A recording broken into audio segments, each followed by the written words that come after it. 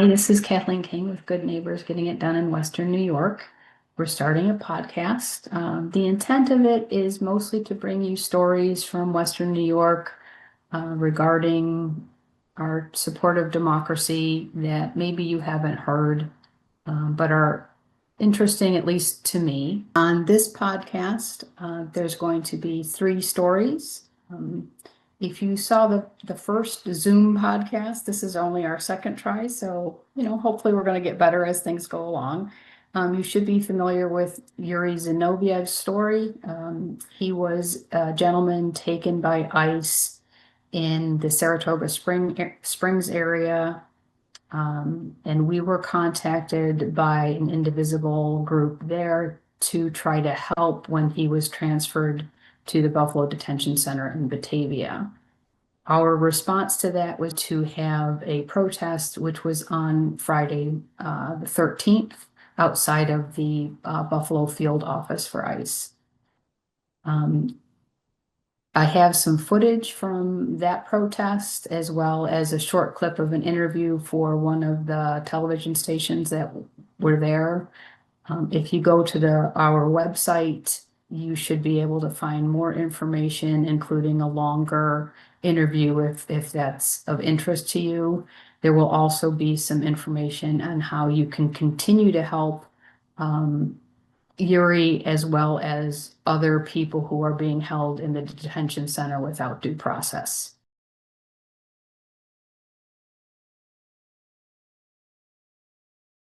Here's the story. A week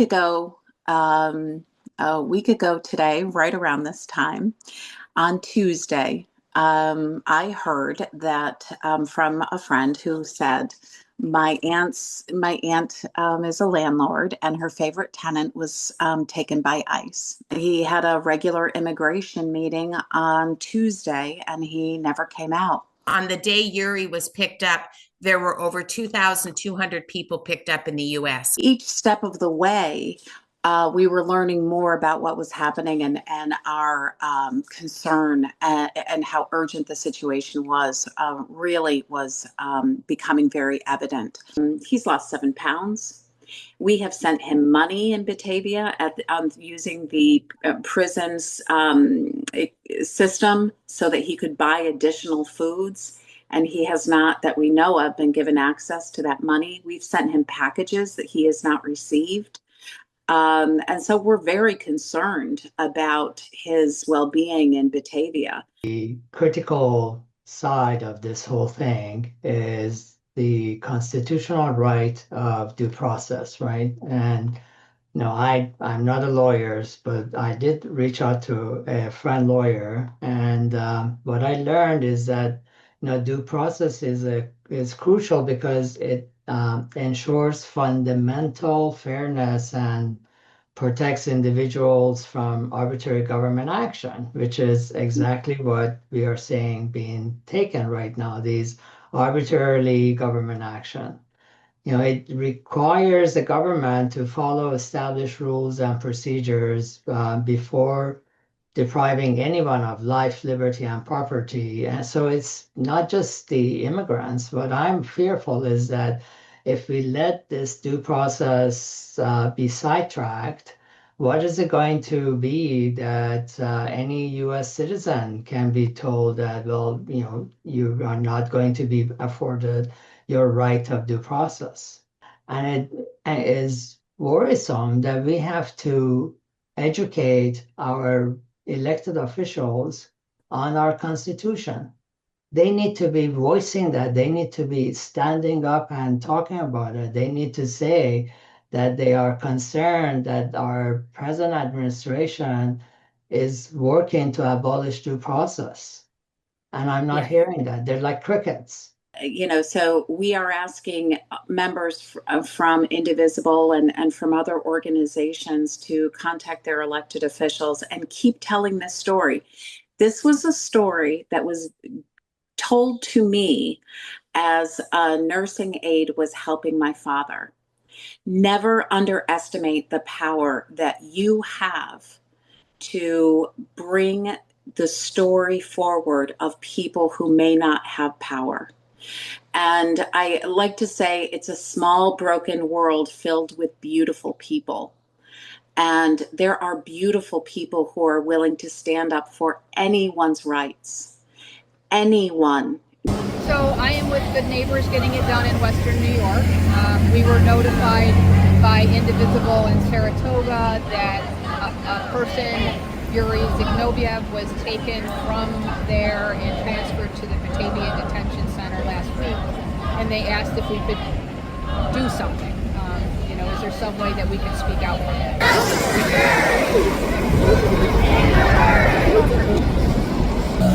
We want the American justice system to prevail for everybody. No KKK, no fascists, USA! No ICE! No KKK, no fascists, USA! No ICE! No KKK, no fascists, USA!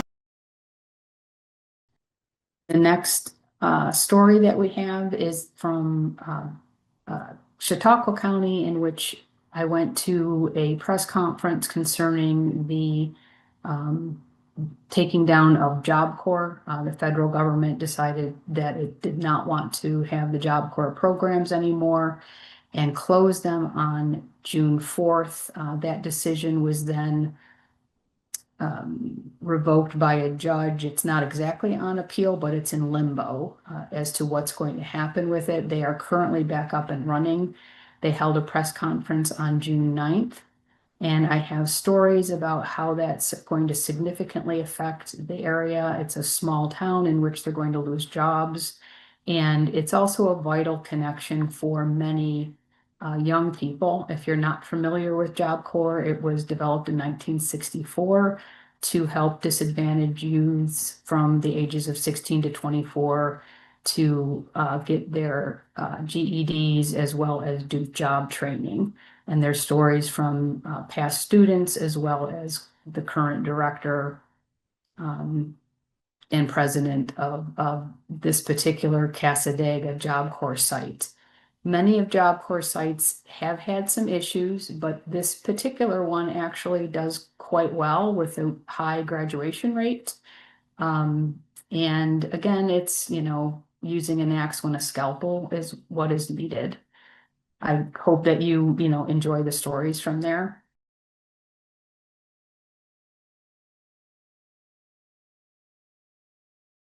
All right, we'll get this started. Good afternoon, welcome. My name is Jake Rock.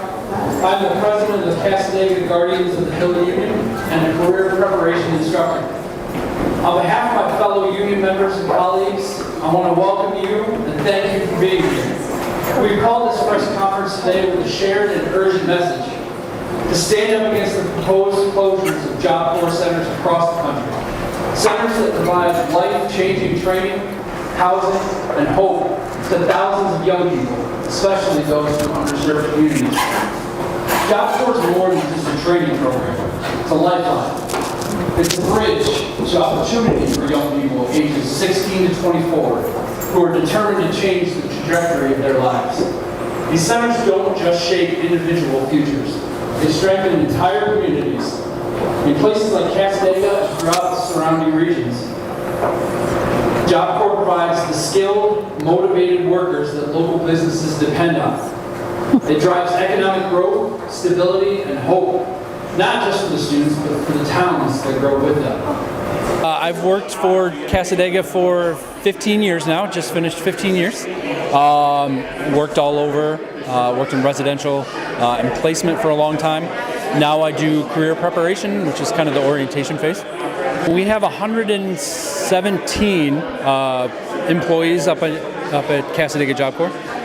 So right there, if Job Corps goes away, there's 117. Not to mention, our students go and work in the community. And so some of our neighbors in the community rely on Job Corps students to fill roles there as well. So I would like to introduce myself. My name is Arlene.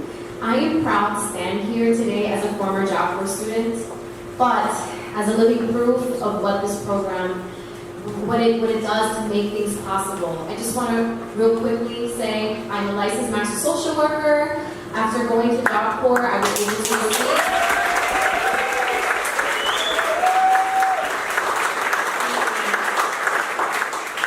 So I just want to say real quick, not only am I a licensed master social worker, but I have experience working in the psychiatric ward with adolescents. So I was a psychiatric social worker. So I know what it's like to witness adolescents' first-hand experience all the way trying to survive. And so I was able to utilize Job Corps as a means to give them hope and bridge the gap. I started working at 16 just to help meet my basic needs.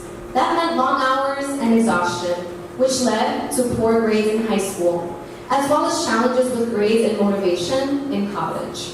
Eventually, I needed to take a leave of absence from City Tech in Brooklyn, New York. I felt like I was falling through the cracks. Often overlooked and underestimated, I found something at Cassadaga that I didn't have before. A safe, supported learning environment that helped me face my depression and instability head on. For the first time, I had the space and support to build my future. While on campus, I earned my certified nursing assistant and home health aide certifications. I got help getting my driver's license and even saved enough money to buy my first car. I started earning straight A's, not C's. And I enrolled in college courses while on campus at Jamestown Community College. Later, I transitioned into Fredonia State, transferred my credits, and earned my bachelor's degree in social work, making the Dean's List. Those ladies really helped me open up, and they talked to me, and they realized that my whole life I was either looking out for my little sisters, or looking out for my mom, at such a young age where, a young boy shouldn't have to do that. And it really is such a great program. Job Corps, it brings in new aides, new nurses into the field.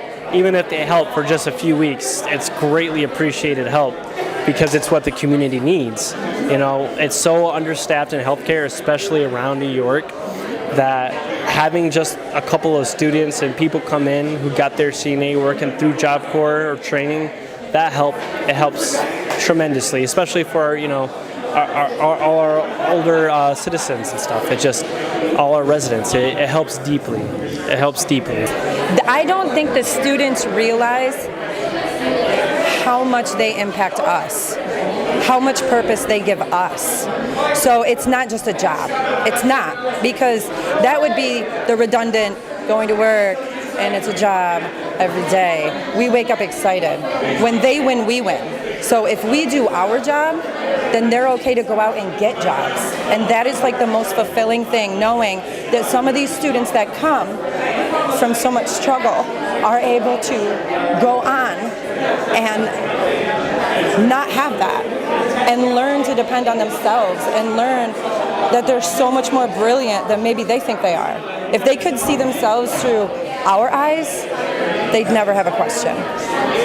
I really hope that we are loud enough as a group that the people way up high can hear us. It's important. It's important, and the students don't have a voice big enough. They need us, now more than ever. Thank you very much. Thank you so much. I appreciate you.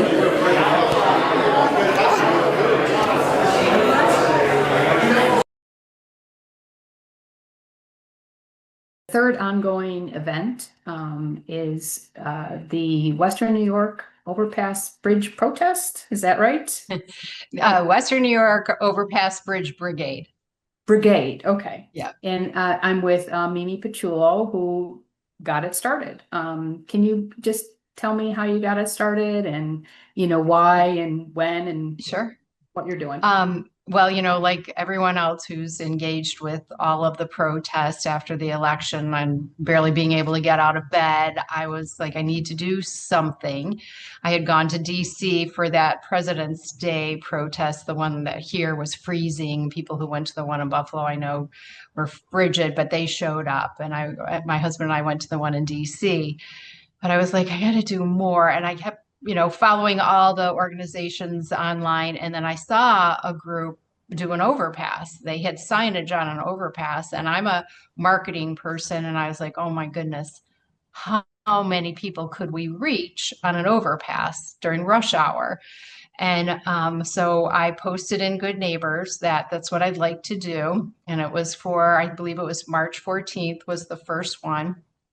And a handful of people said they would come and do it too. And that's when the first one started. And Yeah.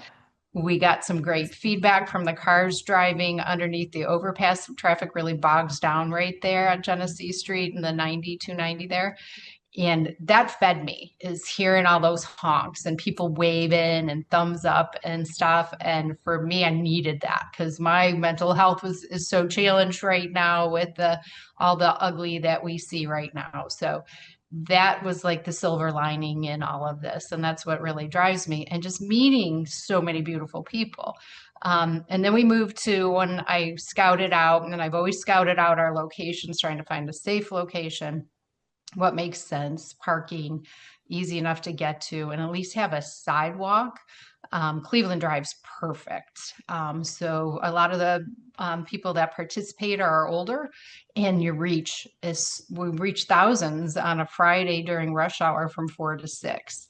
So that's what I wanted to do. I want to have as big a reach as possible because it was always frustrating to me when you'd see the news the day after a big protest. We'd get like a 10-second segment if we got anything at all. And then online, people are saying, oh, nobody showed at these protests and stuff, even though we know lots of us did.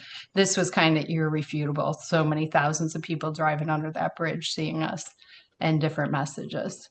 It does feel good to do something, doesn't Yeah. it? You know, Yeah. it just makes it a lot better than just Yes. sitting with it, for sure. Right. So are you planning on doing more things? Is it a regular time, like how do you coordinate this? Right. I'm a little worried about being too predictable. Right now, we kind of planned on doing it every other Friday, but then a special one came in, and then we did last Saturday. So we're going to keep assessing that because different things nationwide keep kind of popping up that we want to participate into. But really, Fridays are our best day. It's most traffic on there. It slows down the most, it seems. So we'll see. My desire is to participate in some of the ones that are on roadways. That there was that Chicagoland one last month where it went 30 miles and there were protesters all Where along. people are lining the roadways. Yeah. Yeah. And that so I would be thought cool. maybe if we could hit like Transit Road and Niagara Falls Boulevard and maybe Main Street or something. But There's also an overpass small group in Chautauqua County that are going over Route 86, and I've forgotten what awesome. road it is, but I know that that's also out there. Oh, awesome. So it's something that lots of towns can do. Oh, like often there's an Yep. overpass over the main road somewhere near the town. You know, Yeah. there's some sort of byway or whatever that And it doesn't have to doesn't be take a a lot huge of town. Right. And it doesn't take a lot of people to do it. And we haven't had any trouble with clipping signs to the fencing on the overpass. We just make sure we remove it all. There's been no pushback. We don't have any laws that I know of to stop us from doing that. And then we just make sure that we're not blocking traffic, the flow of traffic, and are polite to people that are using the sidewalks that we're on. So we haven't had any issue with that so far. Everybody has different messages, different things that are important to them, and it's really, really fun, really a fun thing. Do you have any suggestions for people when they're if they want to do this in their, maybe their town down in Cattaraugus County or wherever, of how to do the signs or what makes a good sign, that sort of thing? It's really kind of big lettering. You want, I guess, like I looked up the DOT's lettering font, like how big those letters are, so for visibility and stuff. And it was like 8 to 12 inches, I think, is the size of the letter. And then you are battling wind up on those, so you got to secure them tightly with either bungees or zip ties. The first time I did, I zip tied all my signs up there, and I forgot a clipper. Oh. So it took me a little time to get those off. Yeah. So you got to make sure that you're prepared for that. So bring something to nip those zip ties off. But it was a learning curve the first time. Will you be advertising it in any other, places? going on that people can find it at this point? Yeah, what I encourage everyone to do and all the different organizations around here, Good Neighbors and stuff, I put everything on the events tab, and then they should be able to find it there. It's really fun. You don't need to bring anything. There's lots of signs there if you have flags, but it's really fun just kind of looking over the overpass and waving to people. So don't feel like you have to have a special sign created or anything. And if being on your feet for a while is hard for you, bring a chair and you can sit there and wave to the people that are crossing over Cleveland Drive too. Yeah, that's a fairly, busy area there too. Not too busy. And the traffic doesn't go fast, which is kind of No, nice. and they stop to turn to get on the highway, so they're going kind of slow there. But parking super convenient, a few short steps to the overpass and plenty of parking right there. So a great location if you want to do something. Okay. Option. It sounds good. Thanks for the info. Yeah, you're welcome. Thanks for having me. Okay, we'll see you. Bye-bye. All right.